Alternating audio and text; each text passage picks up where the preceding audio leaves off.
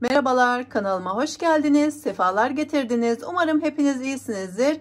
Bugün şu soğuk günlerde arkadaşlar, soğuk havalarda içinizi ısıtacak pekmezli bir tarifle karşınızdayım. Pekmez Anadolu topraklarının belirli bölgelerinde halen yapılıyor sanırım. Bizim memlekette sağ olsun kayınvalidemler, annemler olsun gelenle gidenle pekmez, ev yapımı pekmez gönderiyorlar. Ben de bu fırsatı kaçırmayayım, sizlerle de bu güzel tarifi paylaşayım istedim. Keşke kahvaltılarımızda arkadaşlar, kahvaltı sofralarımıza vazgeçilmez olsa da faydalarından nasiplenebilsek. Ama işte her evde tüketiliyor mu, her kahvaltı sofralarında var mı bilmiyorum yani. Memleketten de pekmez gelince bu güzel tarif arkadaşlar, öksürük için, hatta ben çocuk için de oğlum için de kullanıyorum. Gerçekten de faydasını görüyoruz yani. Nereden baksan arkadaşlar doğal yöntemlere elimizden geldiği kadar imkanlar dahilinde yer vermeye, yapmaya çalışıyoruz anne olarak. Şöyle de arkadaşlar öncelikle olarak şöyle başlayalım. Kahvaltı sofralarında tahinle de tüketiliyormuş pekmez ve şeflerin de uyguladığı bir yöntem varmış. Ben de görünce çok hoşuma gitti. İsterseniz ilk başta öyle bir başlayalım. Sonrasında tarifimize geçelim. Şu şekilde kahvaltı tabağımıza pekmezimizi koyuyormuşuz.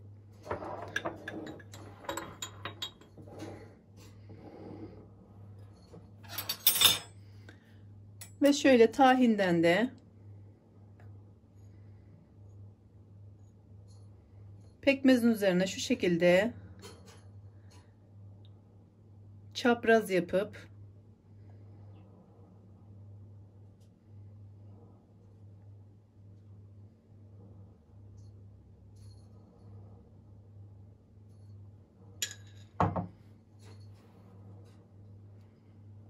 böyle arkadaşlar çapraz yapıp ve bu şekilde döndürdüğümüzde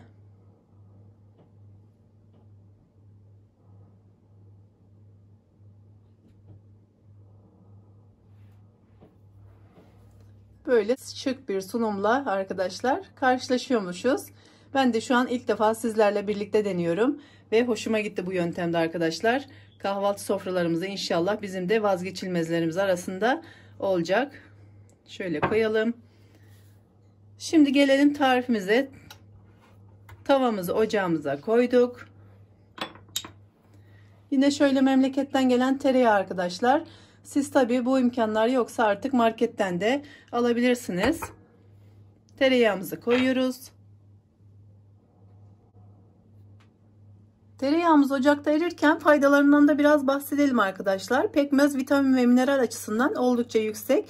Hatta içerisinde tereyağı, karabiber konulursa faydası 2 katına daha çıktığı belirtiliyormuş. Pekmez tihiamin ve rifoflavin açısından baldan bile 10 kat daha zenginmiş arkadaşlar. Mide asidini düzenleyip sindirime de yardımcı olduğundan bağırsak florasını da düzenliyormuş. Bağışıklığı güçlendiriyormuş arkadaşlar. Antibakteriyel özelliğe sahipmiş. Soğuk havalarda tüketmemiz gereken besinlerden biri de o zaman ne oluyor? Pekmez oluyor arkadaşlar. Bu karışımdan da günde 1 kaşık tüketiliyormuş. Ben dediğim gibi oğlum için de böyle az bir burnu aksın, az bir öksürük gibi olsun. Hemen okula giderken, gelirken arkadaşlar pekmezli karışımdan, hatta bazen sadece pekmezi de veriyorum. Bazen pekmezle limon karıştırıp sıkıp veriyorum arkadaşlar. Dediğim gibi biz anneler elimizden geldiği kadar doğal yöntemleri de kullanmaya, araştırmaya devam ediyoruz. Ben de sizler gibi arkadaşlar her gün yeni bilgiler öğreniyorum.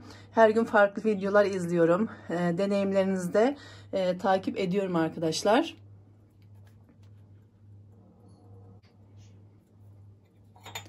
Tereyağımızı da fazla yakmadan bu şekilde arkadaşlar biraz erimeye başlayınca zaten sıcaklığıyla da iyice eriyecek. Ben bu şekilde bir yemek kaşığı tereyağına bir çay bardağı şöyle pekmezi koyuyorum. Siz aile birey sayılarınıza göre arttırıp azaltabilirsiniz. Bunun sıcaklığıyla zaten tereyağı da eriyecek. Dediğim gibi fazla yakmayın arkadaşlar.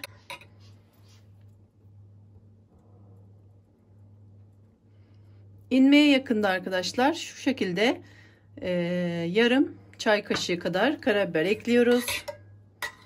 Ocağımızın altını kapatıyoruz. Bu sıcaklık buna yetecektir.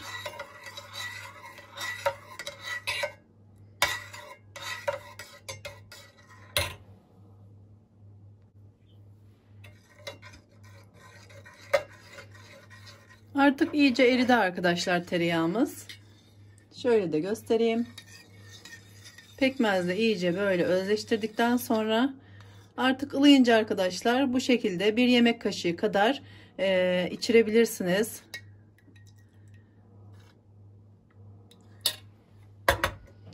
Umarım faydalı bir içerik olmuştur, faydalı bir bilgi olmuştur arkadaşlar. Elimden geldiği kadar, dilimin döndüğü kadar anlatmaya çalıştım. Şimdiden hepinize afiyet olsun, şifa olsun inşallah. O sımsıcacık yuvalarınızdan sağlık, mutluluk, huzur, bolluk, bereket hiç eksik olmasın. Artsın, eksilmesin arkadaşlar. Allah'a emanet olun, sağlıcakla kalın. Her şey güzel gönlünüzce olsun. Hoşça kalın.